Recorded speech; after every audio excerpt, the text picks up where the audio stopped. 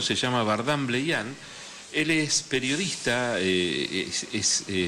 licenciado en comunicación audiovisual de la Universidad de San Martín. Está atravesando, creo que llegando al final ahí de la diplomatura de periodismo económico, y se puede leer sus notas en página 12. Bardán, ¿cómo te va? Aquí Hugo y Larry. ¿Cómo andás? Hugo, Larry, un saludo. ¿Cómo están? Buenas tardes, un gusto. Bien, para nosotros también, un gustazo y felicitarte. Nunca habíamos hablado por teléfono, algunos intercambios nada más a través de algunas redes, pero bueno, me gusta, y cuando te escucho en radio también me gusta el laburo que haces. Bueno, ahí un poco en la intro más o menos dejaba un poquito la pregunta, ¿no? Viaja a Estados Unidos, consigue $1.000 millones que parece tan poco al lado de lo que fue a buscar otras veces o al lado de los créditos que le dieron a nuestro país, ¿no? Lamentablemente. Pero mientras tanto el Fondo Monetario sigue anunciando y pronosticando que no va a haber mucho crecimiento, que seguramente la inflación va a continuar. ¿Qué se puede explicar de todo esto? Bueno, son un poco los dos tiempos en los que funciona la economía argentina. Yo ahí me permito corregir o matizar un poco lo que vos dijiste. Caputo fue a buscar más que $1.000 millones a Washington. Bien. Caputo probablemente todavía no está confirmado, pero ya tenga cerrados 3 paquetes más de ayuda por $3.000 millones. En total, estamos hablando de 2.000 millones con el Banco Mundial, 500 millones con el BID, el Banco Interamericano de Desarrollo, y otros 500 millones con la CAF. O sea que ahí ya estás hablando de que se volvió con $4.000 millones. Caputo, ¿para qué los quiere? Eso, sumado más los 4.000 millones que esperan conseguir en el mercado local con los bonos, que ya consiguieron 1.400 millones, más lo que compró de reservas el Banco Central, que de acumulado neto son unos 2.000 millones, más lo que puedan privatizar. El foco va a estar puesto en privatizar empresas energéticas ahora, Metrogas, Transener, AISA. Con todo eso conseguir un paquete de 10, 12.000 millones de dólares que le permita al gobierno salir aireado de lo que son los vencimientos de deuda externa de este año. En junio tiene que pagar 4.300 millones a acreedores privados, y hasta septiembre tiene otros 3.800 millones al Fondo Monetario Internacional. Pero me pareció muy interesante la distinción que vos hiciste, ¿no? Porque por este lado el gobierno parece estar, y digo parece, para no decir está absolutamente cubierto en cuanto a lo que tiene que ver con los pagos de la deuda externa, pero al mismo tiempo el FMI pronostica menos crecimiento y más inflación. A ver, ahí es donde yo te digo que es la economía un poco a dos tiempos. El gobierno únicamente preocupado por pagar la deuda y tener superávit a fuerza de seguir ajustando e incumplir con sus obligaciones, ¿no? Ya sea el PAMI o diferentes presupuestos. Esto es como en tu casa vos cobras un sueldo y decís, no, me sobró la mitad del sueldo, pero no pagaste ni el alquiler, ni las expensas, ni la tarjeta. Claro, y contradiciendo al mismo gobierno, el Fondo Monetario, que es el que dice que se viene la inflación cero, ¿no? Que ahora ya aparte entramos en la etapa del gran desarrollo, decía Caputo antes de viajar.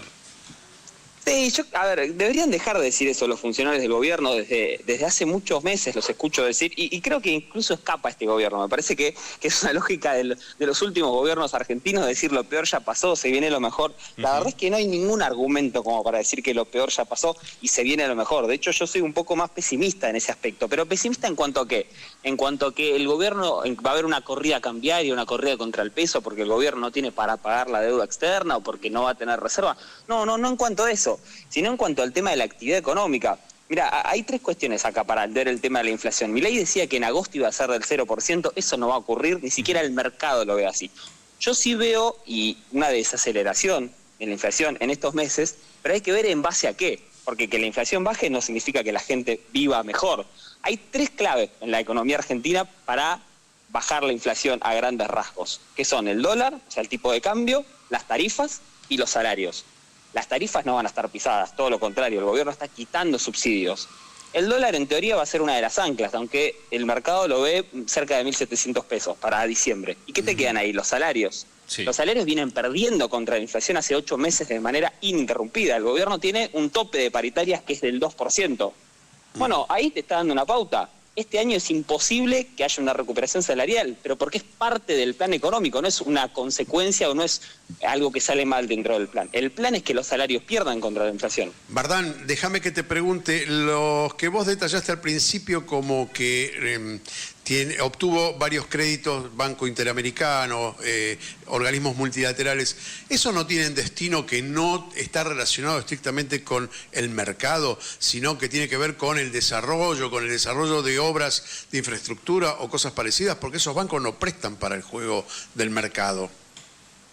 Sí, bueno, no sería la primera vez que el gobierno incumpla con ese tipo de cuestiones. Lo que fue a buscar Caputo fueron dólares para eventualmente pagar la deuda y, por otro lado, quedarse con algún puchito de reservas, por así decirlo. Pero no tiene que ver con obras. Es más, si vos ves el decreto que se publicó en las últimas horas en el Boletín Oficial, vas a ver que el gobierno se desprende del manejo de las rutas nacionales y se las concede a una serie de provincias. Sí, hasta ahí entiendo, pero no entiendo que los organismos multilaterales acepten que su dinero vaya con fines que no sean los que determinan el espíritu de ese crédito. Pero digamos que vos tenés razón, el gobierno hasta ahora incumplió y los organismos multilaterales no levantaron la voz, no sé hasta cuándo. Ahora te sumo una cosa que me parece que está... Confían en la capacidad de repago del gobierno. Sí, bueno... De hecho, ha pagado este año el gobierno parte de algunas deudas. La pregunta es hasta cuándo, es decir, sabemos que la situación social tiene un límite, ¿no? Que como decía Heller en su momento, el límite es lo que acepte el ajustado será ajustado.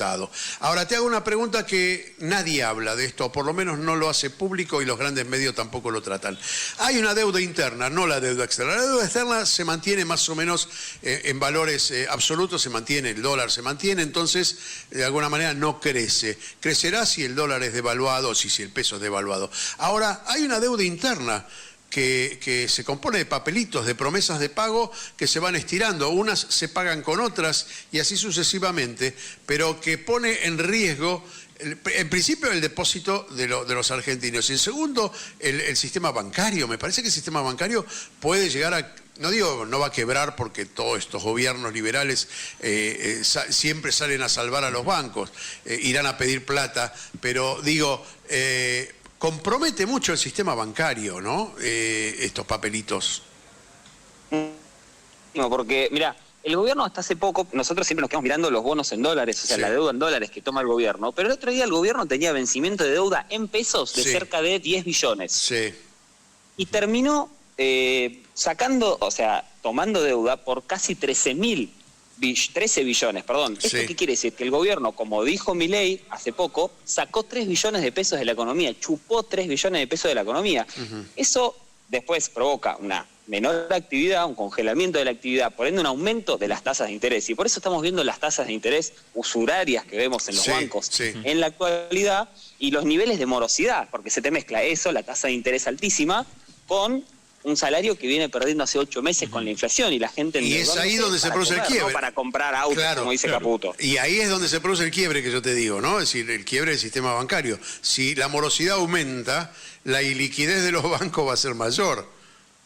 Bueno, los balances se están dando en rojo de los bancos, los más grandes, de Galicia hasta el que vos quieras. Pero por eso digo, esto no tiene trascendencia en la prensa, no tiene trascendencia inclusive en la prensa que uno piensa que también debería estar difundiendo estas cosas. Y en algún momento nos vamos a ver en un problema, en un crack. Me parece a mí, a lo mejor yo no soy economista, pero percibo que hay algo que no funciona en todo esto. En principio vos lo dijiste, las tasas usurarias y el nivel de morosidad. Son dos cosas incompatibles con el sistema bancario. Sí, a ver, en algún momento, ¿qué es lo que ocurre? Los bancos cuando suben tanto las tasas terminan cargando la deuda de los que no pueden pagar o de los morosos en los que sí pueden pagar. Pero con el correr del tiempo, y si esta política continúa, los que pueden pagar van a ser cada vez menos. Entonces, hay un tope para que vos subas también la tasa de interés. Mira, vos hablaste de crecimiento económico en un principio, el FMI morigeró del 4 al 3,5 la expectativa de crecimiento del PBI argentino. Pero vos fíjate que más allá del número, de decir, pero ¿cómo está creciendo el PBI si tuviste despidos, si no para de aumentar la morosidad, baja el consumo? Entonces, ¿cómo es que crece el PBI? Claro, porque está absolutamente apalancado por 3 o 4 sectores, que son energía, o sea, petróleo y minería, lo que es el agro, y lo que es intermediación financiera, justamente, que es esto que estamos hablando. Es básicamente la diferencia entre las tasas de interés que el banco paga por los plazos fijos y las que recibe. Y si yo te digo que hoy un plazo fijo paga 27% anual, Y si vos querés sacar como consumidor un préstamo personal y tenés que pagar 200%, mirá esa diferencia. Fíjate si no estarán ganando plata los bancos. El problema es que por la morosidad de los últimos meses, los balances dan en rojo, porque vos podés tener un montón de deuda dando vueltas por ahí, pero si la gente no te lo paga. Y el otro gran problema es que todos esos sectores que yo te acabo de nombrar arañan el 10% del empleo registrado y el 15% del PBI. O sea, esos son los grandes ganadores. Y del otro lado, los perdedores, industria, comercio y construcción, tienen más de la mitad del PBI y la mitad del empleo registrado. Entonces, si te pierden esos que te acabo de nombrar al final y ganan los primeros, es lógico decir que te queda la mayoría del país afuera del modelo, incluso con este modelo saliendo bien. Claro. Bardán, hay algo que me gustaría tratar de aclarar, ¿no? Porque no termino de entender. Escucho a veces a algunos analistas que por ahí el planteo que hacen es que el fondo, que fuera del Fondo Monetario, el país no tiene otros recursos de generación de crédito, que se le están cerrando mucho las puertas. Vos ahora, bueno, nos comentás de otros organismos a través de los que consiguieron algunos créditos, pero ¿es que el riesgo país se está limitando cada vez más esta posibilidad? ¿Se están cerrando y eso genera más dependencia aún con el fondo, es decir, con Estados Unidos? Sin dudas, el gobierno y sobre todo Capustos se siente, mirá, traicionado por lo que son los mercados internacionales. ¿Por qué? Porque ellos creen que para el nivel de ajuste que están haciendo, el riesgo país debería ser mucho menor. Y ahí es donde te hablan del eventual riesgo Cuca, que ellos lo que dicen es lo que hizo el kirchnerismo en el pasado y un eventual temor de que vuelva. A ver, lo digo cortito. El riesgo país básicamente es un indicador que está hecho por el JP Morgan, uno de los bancos más importantes del mundo, establece qué nivel de riesgo tienen tus bonos con respecto a los que son los considerados más seguros del mundo, que son los de Estados Unidos. Hoy Estados Unidos paga un interés del 4% más o menos. Si tu riesgo país, el de Argentina, hoy está en 520, quiere decir que vos le tenés que sumar esos 5 puntos más los 4 de Estados Unidos, es una tasa del 10%. Hoy si Argentina quiere salir al mercado internacional, pero tiene que hacer una tasa del 10%. Es muy alta. Estos créditos que yo te acabo de hablar del BID y del Banco Mundial, el Ministerio de Economía todavía no lo dijo oficialmente, pero van a estar en torno al 4 o al 5%, que es una tasa muchísimo menor. La aspiración del gobierno es que eventualmente el riesgo país baje y que ellos puedan acceder a los mercados internacionales a una tasa baja para así poder rolear, o mejor dicho, patear para adelante la deuda externa. Sí, pero desde ya que en el Ministerio de Economía se sienten muy decepcionados porque creen que el mercado internacional les da la espalda y que la baja del riesgo país debería ser mucho mayor. Claro. Bardán, estás en la redacción laburando y te interrumpimos, así que vamos a dejar acá.